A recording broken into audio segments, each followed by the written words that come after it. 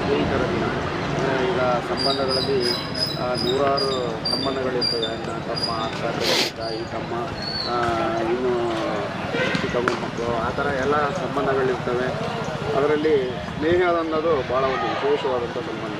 ತಂದೆ ತಾಯಿ ಹೊಟ್ಟೆಲಿ ಹುಟ್ಟಿಲ್ಲ ಅಂತಂದರೂ ಕೂಡ ನಮ್ಮ ಕಷ್ಟ ಸುಖಗಳಲ್ಲಿ ಭಾಗಿಯಾಗುವಂಥದ್ದು ನಾವು ಸ್ನೇಹಿತರುಗಳು.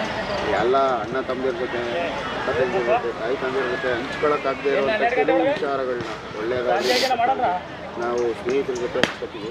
ಸೊ ಆ ಒಂದು ವಿಶ್ವ ಸ್ನೇಹಿತರ ದಿನದಂದು ಈ ಒಂದು ಪಂದ್ಯವನ್ನು ಆಡ್ತಾ ಇರೋದು ನಮ್ಮ ಎಲ್ಲ ಸ್ನೇಹಿತರು ಕೂಡಿ ಭಾಳ ಖುಷಿಯಾದಂಥ ವಿಚಾರ.